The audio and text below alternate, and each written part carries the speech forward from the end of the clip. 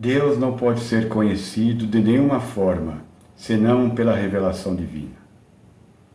O apóstolo Paulo ensinou isso aos coríntios, na seguinte passagem de sua epístola a eles endereçada. Uma pessoa que não tem o Espírito de Deus não pode compreender as coisas que o Espírito Santo nos ensina. Parecem-lhe loucura, pois só pelo Espírito Santo se podem perceber. Uma pessoa espiritual tem a percepção de todas as coisas, mas os que são deste mundo não podem entendê-las. Como poderiam? Porque está escrito: porque quem conheceu o pensamento do Senhor, ou quem é o seu conselheiro? Mas nós compreendemos essas coisas porque temos a mente de Cristo. Para nós, os filhos da fé de Abraão, tudo aquilo que se fala nas Sagradas Escrituras do Antigo Testamento a respeito de Deus é confirmada nos textos do Novo Testamento, como se referindo ao próprio Jesus Cristo. As Escrituras falam diretamente da sua deidade, pois elas confirmam que Cristo tem os mesmos atributos possuídos apenas por Deus. Ele é eterno, imutável, onipresente, onisciente e onipotente. Ele, somente Ele é o Deus forte. É o Pai eterno, Deus sobre todas as coisas.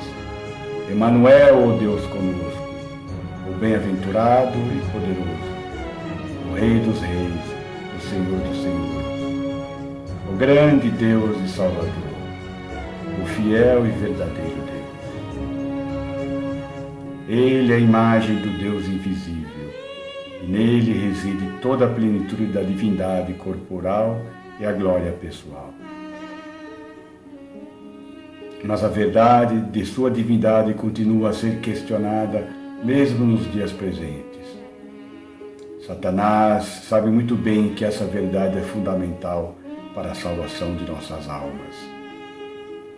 Nosso Senhor Jesus Cristo disse numa ocasião ao povo em Jerusalém: Se vocês não crerem que eu sou quem sou, morrerão nos vossos pecados.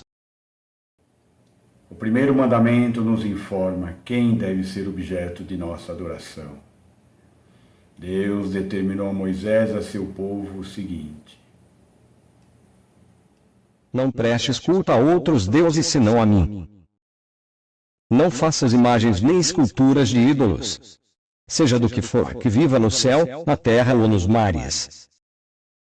Não te inclines perante elas, nem lhes prestes adoração, porque eu sou o Senhor, teu Deus. Não admito partilhar o culto com outros deuses e castigo a maldade dos que me desprezam, até a terceira e até a quarta geração. Mas dispenso o meu amor sobre milhares dos que me amam e me obedecem.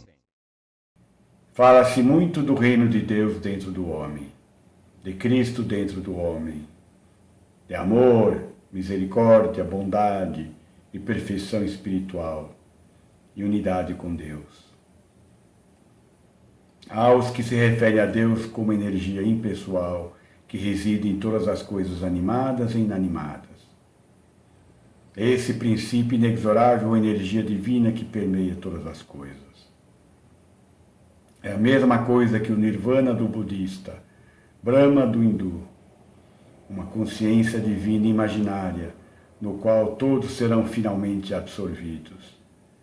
E isso será alcançado descobrindo e desenvolvendo o seu eu interior.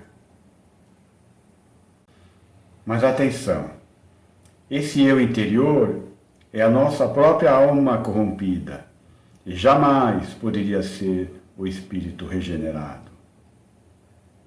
Desde Caim, o filho dos primeiros habitantes da terra e o primeiro a cometer um assassinato, e ainda por motivos torpes, Deus tem visto a maldade humana se estender multiplicadamente e a imaginação e os pensamentos dos seres humanos a levá-los incessantemente para o mal.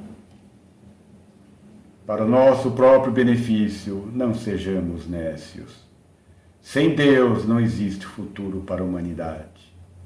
Não existe redenção, justificação, regeneração, um novo nascimento, santificação e a vida eterna. Na mensagem à igreja em Laodiceia, Cristo apregoou o seguinte: Dizes: sou rico, tenho tudo o que é preciso, não me falta nada. E não te das conta que és um desgraçado, um miserável, pobre, cego e nu. Aconselho-te que compres de mim ouro puro, ouro purificado pelo fogo. Só assim serás realmente rico. E que obtenhas de mim vestes brancas, para que não fiques nu e envergonhado. E que adquiras o meu remédio para te curar os olhos e para que possas ver com clareza. Moisés, em uma de suas orações perpetuadas no Salmo 90, nos lembrou a que nos assemelhamos e no poder de Deus. Somos como a relva que, de manhã, é verde. Depois, sendo cortada, murcha antes que caia a noite. Se a tua severidade se acende, somos consumidos. Se cairmos na alçada da tua condenação, o teu castigo nos esmagará. Salomão, rei em Jerusalém, filho de Davi, conhecido como pregador, manifestou o seguinte: Sim.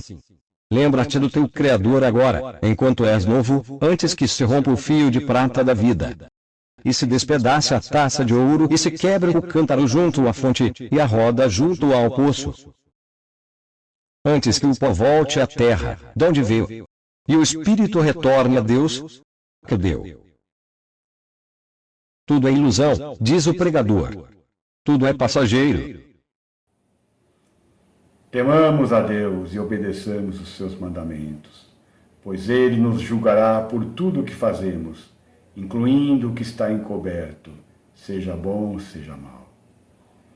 Há dentro do mundo cristão os que se referem a Jesus Cristo não como nosso Senhor e Salvador, o verdadeiro Jesus histórico que viveu e morreu por nós, que ressuscitou dos mortos, ascendeu à destra de Deus e voltou novamente em grande poder espiritual. Esta verdadeira e atuante igreja em Laodiceia representa, pois, tanto o reino mais baixo quanto o mais alto de experiência no povo do Senhor.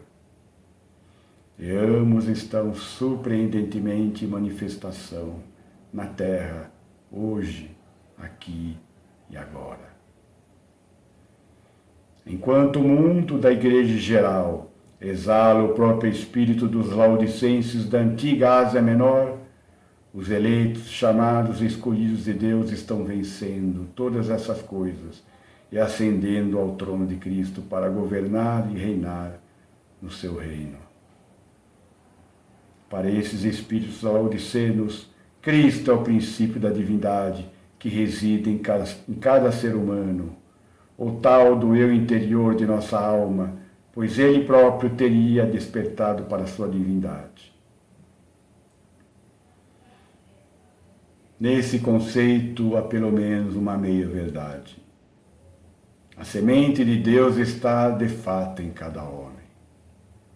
Mas nenhum homem é Cristo até que a semente de Deus nele seja vivificada, germinada e fortalecida pela infusão do Espírito Santo de Deus. A palavra Cristo, na verdade, é a transliteração do vocábulo grego Christos, que significa alguém ungido com óleo sagrado. Mas quando você começa a falar sobre Jesus ser o Cristo, aquele que foi enviado por Deus e ungido com o poder reconciliador, vivificador, salvador e transformador de Deus, a palavra agora se torna muito mais especial. Ela assume um grande significado, não apenas místico, mas por causa da natureza poderosa e prática do que a unção de Deus possa representar para as nossas vidas. Agora, fora das igrejas cristãs, Jesus Cristo, quando muito, é considerado como um homem bom, altamente desenvolvido, um espírito mestre que desenvolveu o princípio de Cristo dentro dele mesmo e mostrou a todos como despertar para o seu verdadeiro eu interior, revelando o potencial divino inerente a cada ser humano. Eles acreditam que existem muitos caminhos para Deus e que Jesus seria apenas mais um deles. Para os muçulmanos, por exemplo, Jesus foi um dos grandes mensageiros enviados por Deus para orientar o seu povo, não possuindo nenhuma divindade, ou seja, não é considerado Deus nem filho de Deus. Já os espiritualistas ensinam que Jesus foi um homem que passou por muitas encarnações. Essas encarnações de Jesus tomaram a forma de Confúcio, de Buda, de Moisés, de Davi e de tantos outros. Essas vidas foram seus dias na escola, e ele chegou a um estado de consciência enquanto se manifestava como Jesus de Nazaré, onde ele se lembrou de suas vidas passadas. Para todos esses crentes, infelizmente, eles não veem a necessidade de aceitar Jesus como o Cordeiro de Deus para a redenção, a justificação, a regeneração, o novo nascimento, a santificação, o batismo no Espírito Santo ou qualquer outra experiência do Novo Testamento. Justificam-se afirmando que os homens não precisam ser salvos, reconciliados com Deus ou purificados pela lavagem da regeneração, apenas despertados para o Deus interior. Não conhece o Senhor Jesus como Salvador, nem o poder purificador de seu sangue, nem a obra vivificadora e regeneradora do Espírito Santo, nem a autoridade do seu nome, nem o batismo em seu Espírito, nem a comunhão do seu corpo, nem a verdade das Sagradas Escrituras. Quanto aos judeus, que ainda esperam pelo seu Cristo, o Messias em hebraico, todos os profetas do Senhor confirmaram que Deus iria advertir e punir muito Judá e Jerusalém, mas que no final estaria derramando o espírito de graça e adoração sobre todo o povo de Jerusalém, levando-os a um ato penitencial de pecadores contritos. Ouçamos isso pelos registros do profeta Zacarias. E me verão, a mim, aquele que trespassaram, e chorarão como por um filho único ou um primeiro filho que lhes tivesse morrido. Nesse tempo, haverá uma fonte aberta para todos os descendentes de Davi e para os habitantes de Jerusalém. Uma fonte que os purificará da sua impureza e do seu pecado. Voltando à imagem do Cristo cósmico, no livro do Apocalipse não encontramos nada escrito, nada sugerido, profetizado ou revelado a esse respeito. Tampouco de um princípio de Cristo, nem do velho eu interior dos homens não regenerados. Não. Esse livro diz respeito à revelação de Jesus Cristo, dada a João apóstolo pela própria palavra de Deus. É sim a revelação daquele que foi crucificado, ressuscitado, ascendido, glorificado, espiritualizado e universalizado como Salvador de todos os homens e o Senhor de todos. É a revelação de Jesus Cristo como cabeça e corpo na terra pelo poder do Espírito de sua filiação. Lembremos-nos de que não existe verdade além de Jesus Cristo. Foi tão somente Ele quem recebeu o nome que está acima de todo nome nos céus e na terra. A Ele foi dado todo o poder e toda a autoridade no céu e na terra. Nem há salvação em nenhum outro, pois não há nenhum outro nome sob o céu pelo qual devamos ser salvos. Ele é o chefe de todo principado e poder. Ele é o príncipe dos reis da terra, o primogênito entre muitos irmãos, o rei dos reis e senhor dos senhores, o Deus poderoso e Pai da eternidade. Nele habita corporalmente toda a plenitude da divindade. Nós somos o corpo no qual a sua plenitude é revelada. Aqueles que buscam a verdade suprema além de Jesus Cristo, uma realidade suprema além dele, descobrirão para sua terrível consternação que fizeram um terrível desvio para os reinos das trevas exteriores. A disciplina de Deus é o fogo que testa a nossa fé e a refina até o ponto em que começa a funcionar. Muitos têm fé, mas ainda não funciona para eles.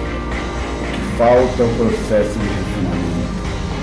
Mas no final, Jesus nos libertará a todos nós, custe o que custar, conforme o prometido.